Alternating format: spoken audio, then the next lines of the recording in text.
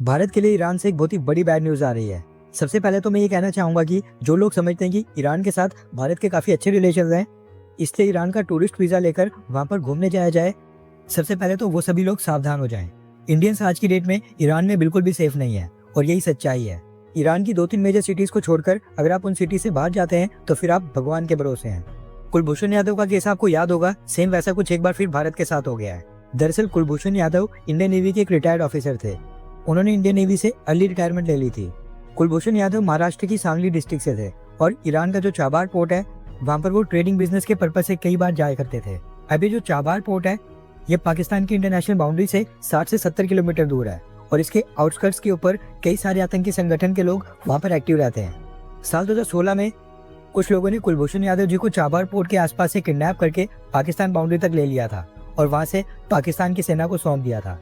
इस ट्रांजैक्शन के पीछे क्या मोटिव था वो तो खैर सामने नहीं आया, लेकिन पाकिस्तान डे 1 से ही क्लेम कर रहा है कि कुलभूषण यादव जी पाकिस्तान के बलूचिस्तान में जासूसी कर रहे थे और उनको बलूचिस्तान से अरेस्ट किया गया है।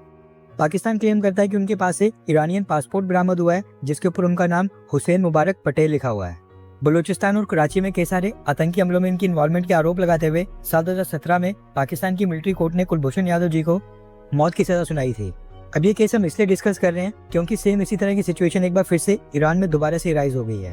रेफरेंस के लिए आपकी स्क्रीन के ऊपर आर्टिकल का स्क्रीनशॉट है।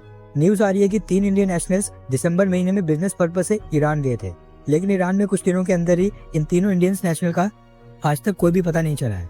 1 महीने से भी ज्यादा का समय हो गया है, इवन 2 महीने होने वाले हैं और ये तीनों भारतीय नागरिक ईरान में मिसिंग चल रहे हैं। इनमें से सबसे पहले योगेश पांचाल की उम्र 33 साल की थी और ये ड्राई फ्रूट्स और एप्पल्स के बिजनेस के सिलसिले से 5 दिसंबर को ईरान की राजधानी तेहरान पहुंचे थे और 2 दिन के बाद से यानी 7 दिसंबर से मिसिंग चल रहे हैं। उसके बाद मोहम्मद सद्दीक भी दिसंबर महीने में ईरान गए थे और उसके बाद से उनका कुछ भी पता नहीं चला है।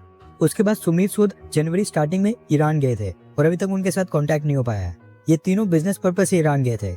सेम इसी तरह से साल 2015 में कुलभूषण यादव जी के साथ भी हुआ था। वो अचानक से ईरान में वहाँ पर मिसिंग हो गए थे और कुछ महीने के बाद पता चला था कि कुलभूषण यादव पाकिस्तान आर्मी की हिरासत में है। मिनिस्ट्री ऑफ एक्सटर्नल अफेयर्स यानी विदेश मंत्रालय के spokes person Randhir Jaiswal sir ने कहा है कि हमने ईरान की एम्बेसी को भी और उसके साथ साथ ईरान की सरकार को भी कांटेक्ट करके इन तीनों इंडियंस को लोकेट करने के लिए कहा है, लेकिन अभी तक इनका कुछ पता नहीं चला है। ईरान का जो पाकिस्तान और अफगानिस्तान के साथ बॉर्डर लगता है वहाँ पर कई सारे आतंकी संगठन एक्टिव है जो कि आतंकी हमले के साथ साथ नार्कोटिक्स, क्राइम, एक्सटॉर्शन और कई इलीगल एक्टिविटीज में शामिल होते हैं। कुछ महीने पहले आपको याद होगा पाकिस्तान और ईरान दोनों की सेना ने एक दूसरे के बॉर्डर एरियाज में घुसकर वहां पर स्ट्राइक्स भी की थी।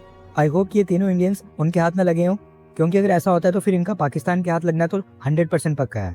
एंड हाँ, अगर आप या फिर आपके आसपास कोई भी इंसान ईरान जाने की प्लानिंग कर रहा है, इवन बिजनेस पर्पज से ही क्यों ना हो, तो प्लीज उनको कहें कि अवॉइड करें, ईरान बिल्कुल ना जाएं। एट द एंड ये पाकिस्तान, ईरान, अफगानिस्तान, फलस्तीन ये सब एक ही थाली के चट्टे बट्टे हैं, इसलिए ईरान जाना अवॉइड ही करें, क्योंकि इसमें भारत सरकार भी ज्यादा मदद नहीं कर पाएगी।